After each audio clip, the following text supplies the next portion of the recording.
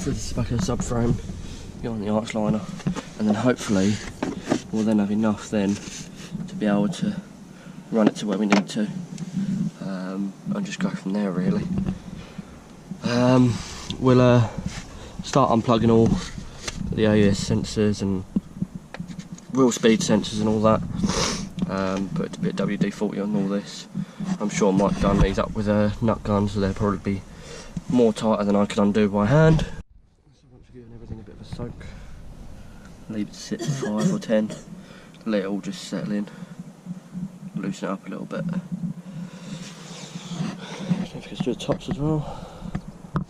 I'll leave that for 5 or 10 minutes. We'll come back to it. So with the front, you might need a breaker bar. I had to do a breaker bar on this one. I haven't undone the bottom one yet, so we'll see the fun of that one. I always suggest to back and forth it. It makes it a little bit easier.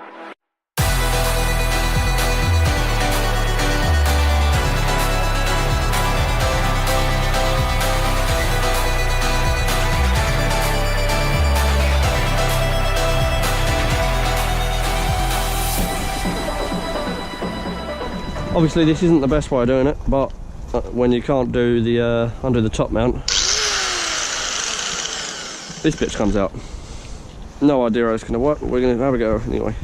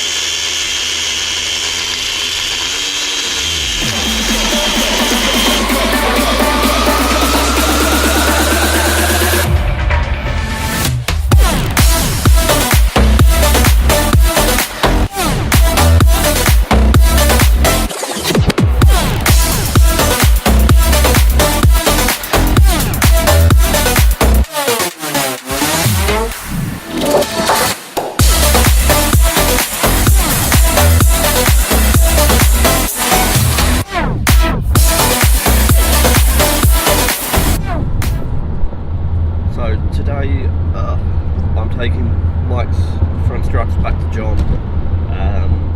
We didn't realise, but the actual bags are a little bit too big for the strut towers, so the backside actually catches. The same kit has been fitted to a corsa before, not quite sure how, we didn't get any feedback from that one.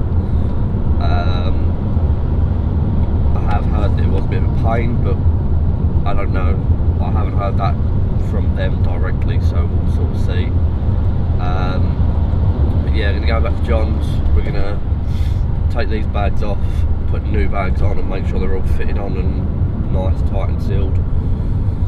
But yeah, then go home and try and make a start on fitting them. I've still got to try and make a start on getting the other coilover off, because that's still been done up with a nut gun, so that's still an interesting one to try and do, should I say. But yeah, well, nice and early. I say it's not nice and early, it's normal time I'm up, but I'm tired. We'll get this day sorted. Let's crack on with sitting in traffic as always. Yay. Anyway, back with you in a minute.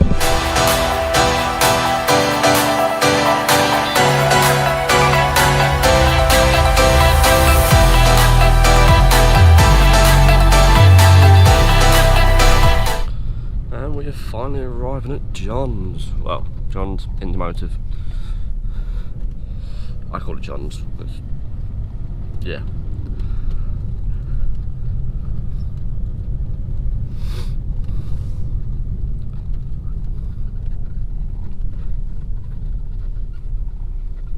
And bonjour. I'm going to pull in this side. So I'm out of the way.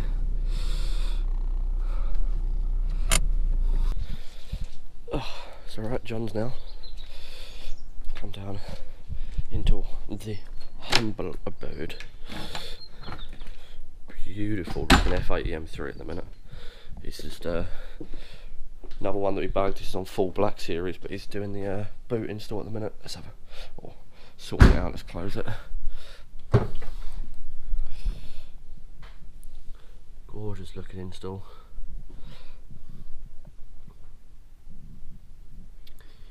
Done all the hard lines the same colour as all the little yellow accents on the car.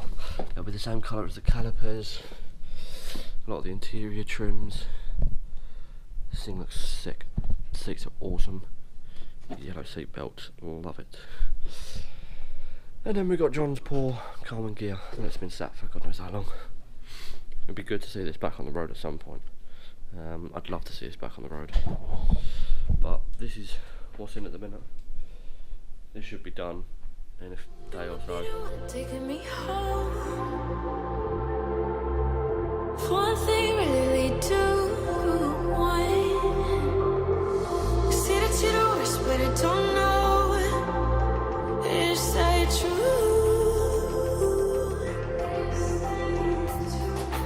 We both feel the silence with things they think they know. Baby, that's why. I've got Mike's air ride front struts.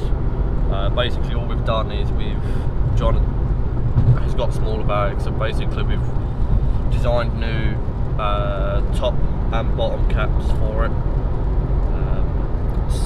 Strip the old struts down, old bags off, new bags on.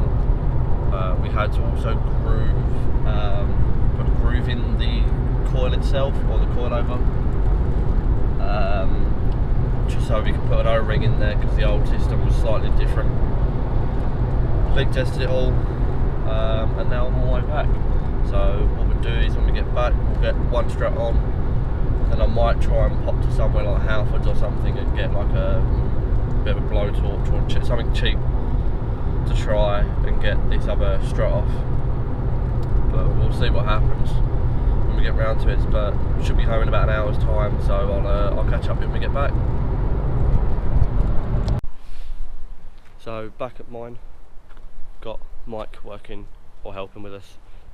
I've got the other side all done, just because I wanted to make sure everything lined up and clearance and whatnot. But Mike's doing the other side. I'll leave that one to him for a minute. Top mounts in, and then we've got some light issues, so let's put some light on.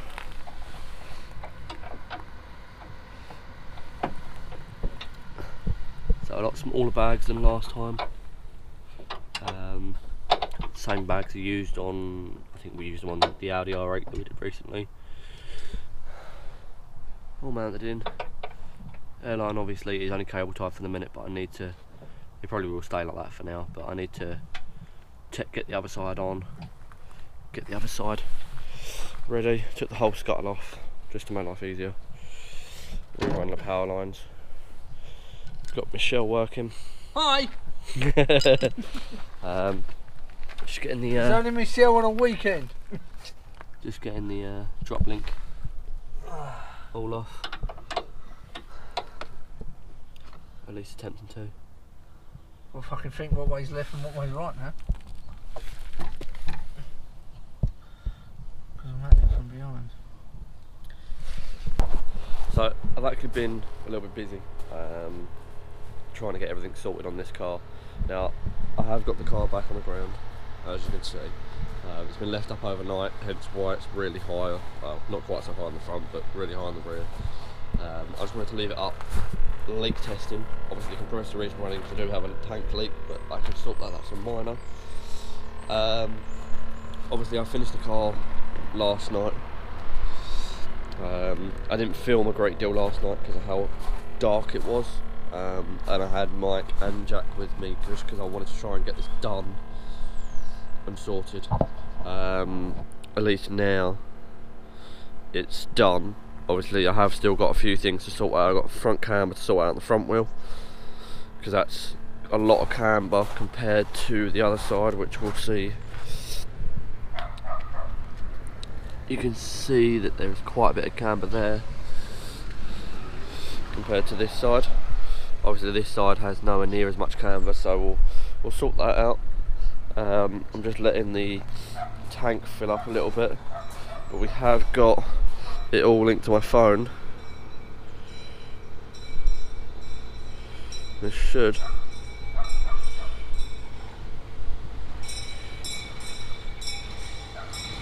or not. There we go.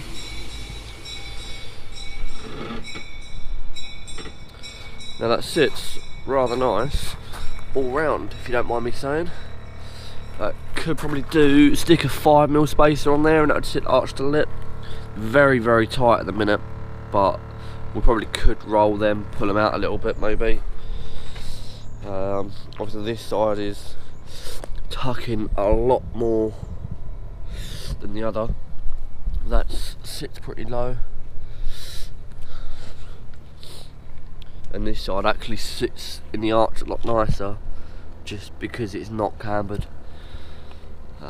Obviously this side rear is the exact same. It sits quite nice. So yeah, we'll let the tank fill up for a bit, turn the car back off, I'll air the car back up again. At least then, once the car's aired up, I can get the fronts or the whole car aired up, and then I'll get the front wheel off, undo the hub bolts for the strut, try and pull the top of the hub forward a little bit just to try and sort the camber out. At least that way, hopefully get it somewhat even, and then when he goes and gets it tracked, it's one less thing for them to have to piss around with, because obviously he will need tracking done.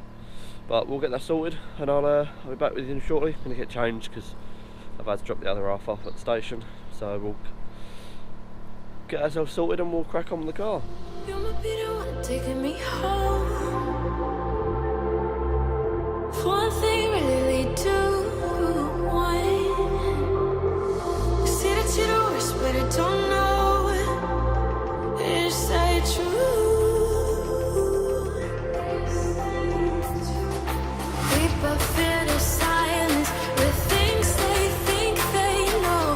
Baby, that's why I just be free and let it all go. So I've got the front wheel off now.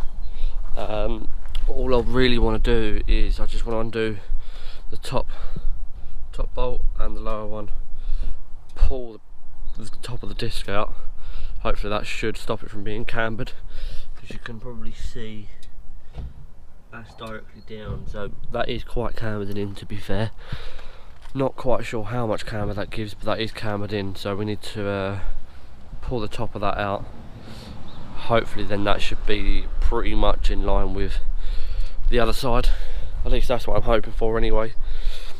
And then that should be, I just want to double check underneath, make sure the lines are all clear of everything still. They should be all good, but it's better to be safe than sorry whilst it's slightly up. Obviously there will be axle stands going underneath for while I'm under and working on the front here. But for the minute that's fine. But yeah, we'll get the axle stand under, and then we'll make a start on doing what we got to do. Yeah, let's crack on with this and get this done then. So we got this side done now. Just an 18mm spanner, and I got an 18mm on a breaker bar just to give me that little bit of extra leverage, just to make sure they're FT. It's now not cambered in excessively. It's now sat just right. Other side is the same, so now it should sit like 0 degrees. Obviously he is going to have the camber done. Won't be quite as bad now though. The lines underneath are all secure, double check them, they're all good. Right, so we've got, I'd say that's probably going to be about right for ride height, to be honest with you. Nice bit of clearance, not too much, not ridiculous. It's not ridiculously low, but the front bumpers and these do sit very low. they're quite a deep front bumper, to be fair. But for the minute, I think that'll do. Will 100% need the tracking doing. I think the steering tracking is massively out. But at the minute, can we see that? Yeah, I think we can. Anyway, so that's about 70 in the front and 25 in the rear. These rear bags go stupidly high, considering how small they are and how little of them there are. The fronts don't go quite as high, but I have got the fronts wound down quite a bit because they're like a coil over these. You can undo the hub mount, and you can take off. Once you take the hub mount off, you can take the bottom mount and you can do it like a coil over, so you can raise it up or down. Obviously the further you go up, the lower the car will sit. Now this car won't sit that low unless it gets, I think, a chassis notch, not for drive shafts though. This needs a chassis notch for the steering rack, which some of you may do, may have, may not have. I know some Mark IV owners, when they're airbagged, they either tend to get, I know you can buy bent track rods, pre-bent, so you can have that done, or just bend the ones you've got and then have your tracking redone. It's the same thing, and you probably save yourself a lot of money. Or get a chassis notch. All works, but this definitely will need a chassis notch to go any lower on the front. Don't think it will go much lower, to be fair. There's not really any need. To be honest, I might even just wind the bags up a little bit more at some point, just to give us that bit more clearance in the front and a bit more height, because these bags compress a lot. I think we're going to have the rears rolled, because it's a rear beam. They sit slightly off-centered, so this side actually pokes a little bit more than the other side. Minor amounts, but it's enough that this side tucks lip nicely and this side sits lip, so you'll actually see the arch flex slightly. So if I air the rear out, if I can do this with one hand, if I air the rear out, you'll see the arch flex already. See that move slightly? Not drastic, but it moved. And let's go back up.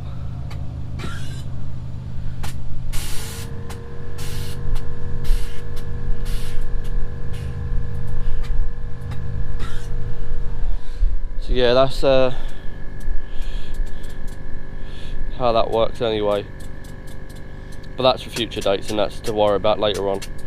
But for the minute, I think we're all good to go. I can technically give the car back to Mike, but I want to try and do the boot floor before we do anything too major.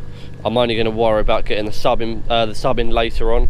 I'll worry about getting the tank in first. So we'll get the tank sorted, and then we can call it quits for now, and he can have his car back and he can sort out the sub and everything else at a later date. But we're all pretty much all finished up. Now it's just a little tweaking and fine tweaks and minoring stuff up. But let's get a few fancy shots then, shall we?